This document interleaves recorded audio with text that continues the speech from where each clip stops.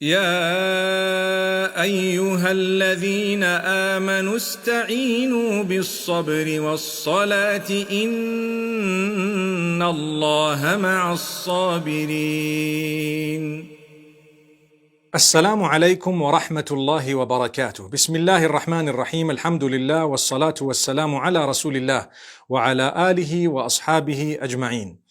My brothers and sisters, Allah loves those who are clean and Allah loves those who are pure. We have to purify the heart and we have to clean ourselves externally as well as internally. Remember, the Almighty says, إن الله يحب التوابين ويحب المتطهرين. Allah loves those who constantly repent and those who cleanse themselves. This is verse number 222 of Surah Al-Baqarah. So my brothers and sisters, if you look at cleanliness, while we must keep our hands clean, while we must wash ourselves, while we must actually clean ourselves in a specific way 5 times a day to make ourselves ready for the prayer, we must make sure that our clothes are clean, our surrounding is clean, the environment is clean, the house is clean, the bedding is clean, the food we eat is clean. All this is part of the goodness that the Almighty expects from us. Now, the Almighty only tells us to do that which is actually beneficial for us. So it can never be that He's instructed us something and it's not good for us. It has to be beneficial. It will be. Whether we understand it or not, sometimes disease spreads and we don't realize that the Almighty had granted us a gift by teaching us about cleanliness so it did not spread as much amongst us. However, at times, it's just a lesson for us to appreciate what the Almighty has actually revealed. So we become more conscious of the cleanliness factor. That's a gift of Allah. You want comfort in times of crisis? Make sure that you keep yourselves clean. Make sure you clean your heart, like I said. Because what's the point of having such a good-looking outward appearance and your hands are clean and everything else is smart, your clothes are ironed very well, you're looking very neat with your haircut and whatever else it might be, but the way you speak is so bad, your heart is dirty, filled with disease, filled with hatred, jealousy, deception, and so on. If we cleanse ourselves, we will definitely be able to achieve the comfort. Allah says He loves those who seek forgiveness. And He also loves those who are very, very clean. So if you were to seek forgiveness from the Almighty, then you would automatically have to clean your heart because the two go together, hand in hand. You clean your heart, you seek the forgiveness of the Almighty, He forgives you, and you have a big heart to forgive others as well. Now, one of the things where people go wrong is in marriage, when the marriage is struggling. Remember, marriage is a very big sacrifice. If you are going to sacrifice, you will be happy. If not, it will become a crisis. So if you want to protect yourself from the crisis within marriage, learn to trust one another and don't give reason for your spouse not to trust you. So while we're teaching you to trust one another, we're telling you don't give reason for the other not to trust you. So this is a very balanced statement. We must make sure we don't pry and spy on each other because the Almighty has warned us about that. Similarly, speak good with each other. Help each other. Reach out to each other. Don't put pressure or don't actually ask one another to do that which is going to be difficult, very difficult, because then it might create a crack in that marriage. But the Almighty says, you know what? As much as it's a sacrifice, we want you to love each other, we want you to have children together and to bring those children up in my obedience, the Almighty says. That's the whole aim. It's not about having children and having more children and you don't even look after them and you're not even bothered. That defeats the whole purpose.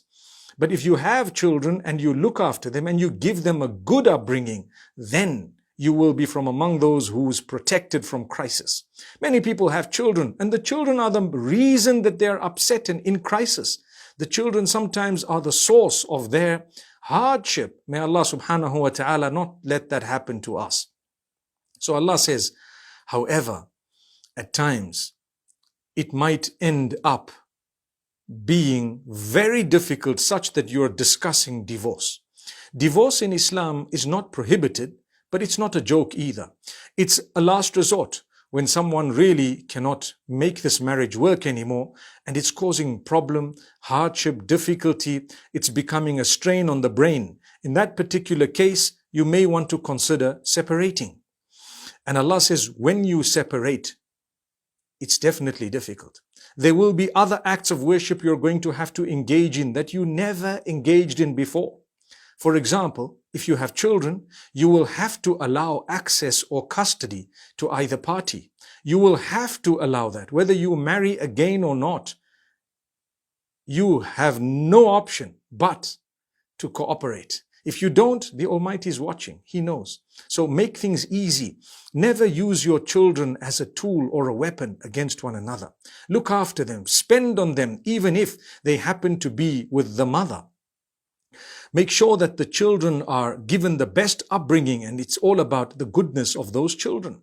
Learn to respect the mother or the father of your children, even if they're no longer your spouse. Learn to respect them for the mere fact that you had children together, even if they did bad things. But put all those bad things aside when it comes to the betterment of the children. Yes, there are cases where if a parent was so abusive that they don't qualify anymore for the access or the custody, that is a different issue.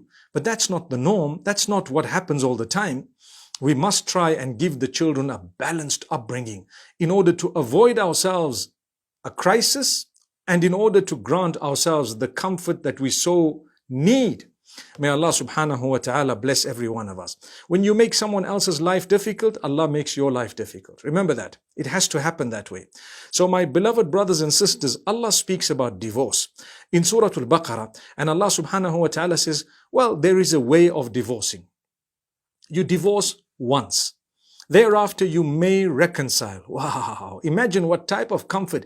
It's the only teaching across the globe throughout all religions that if you were to divorce, the Almighty says, well, you can reconcile. Come back. You may. You might have realized something and you want to come back. So Allah says, فَإِن طَلَّقَهَا فَلَا جُنَاحَ عَلَيْهِمَا أَن يَتَرَاجَعَا.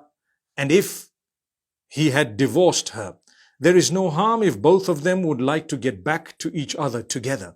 That's the first divorce. So Allah says, well, if you feel you made a mistake and you shouldn't have divorced, come back together. Look at the comfort Allah's giving you in times of crisis. It was a crisis. You made a mistake. You divorced someone. Allah says, hang on, we have comfort for you. What's the comfort? Get back together. But remember, when you divorce, do it the proper way. Learn how to issue the divorce. May Allah make it easy for us. Some people do the wrong thing, then they scream for help when they cannot be helped because they were foolish in the first place. But Allah says, don't worry, we will help you. You do it the right way, we allow you to get back together. Not once, but twice. 2 times you can get back together. So if you made a mistake and divorced first time, come back. If you divorced a second time, you had a change of heart, something happened which was positive, you felt perhaps you wanted to get back, or you thought you made a mistake. Allah says you can get back a second time. Subhanallah. Look at the power of Allah. Look at the comfort He's given us. Amazing. And this is in Surah Al-Baqarah, verse number 230. Allah subhanahu wa ta'ala tells us in a beautiful way. Then Allah says, if you've divorced your spouse, don't become upset when they want to marry someone else. Make it easy for them. Let them go. Sometimes a person divorces, and when they hear that their ex wants to get married, they start putting a spoke in the wheels and a spanner in the works, and they contact the new supposed spouse and begin to spread rumor and say hurtful and hateful things. Allah says, do not do that. You want comfort in your life? Let others live comfortably. It's okay. You didn't get along. They will get along with someone else. That's what Allah subhanahu wa ta'ala says. So He warns us. He says, don't hold them back. Don't hold a woman back in a way that she's neither married to you because you're not fulfilling her rights, nor is she divorced because you haven't issued the divorce so she cannot go to someone else.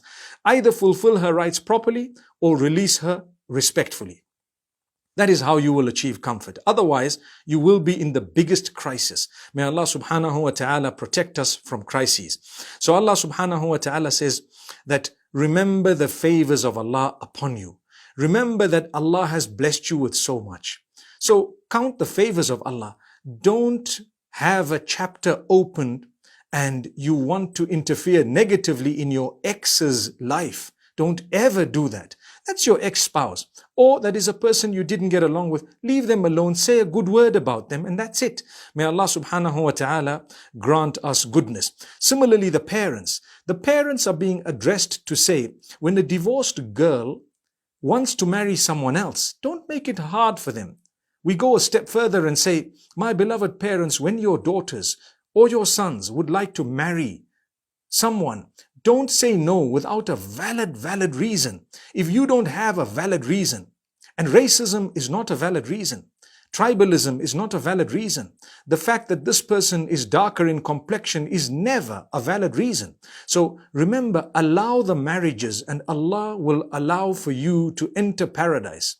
Remember, if they're making a mistake, after you've tried to explain to them your opinion, and they're still stuck on their view and they don't want to budge, it's better sometimes to allow them to make what you think is a mistake, and you might be surprised that they will be so happy. And even if it does end up being a mistake, it's not the end of the world. They can actually come back home and still happy, and you can tell them, my child, I love you, I told you it wouldn't work. But if we were to stagnate and we were to actually never consider what they want, perhaps we would be creating a crisis out of a comfortable situation, which is actually the opposite of what we're talking about today. So my brothers and my sisters and my beloved parents, facilitate for your siblings and your children to get married in a good way. Give them good guidance from the beginning. Tell them what marriage is all about. Tell them how to choose a spouse so that the day they do take that step, they will remember your words. The difficulty is we never participate in the lives of those we're supposed to be participating in, and then we complain. May Allah forgive us. أقول قولي هذا وصلى الله وسلم وبارك على نبينا محمد.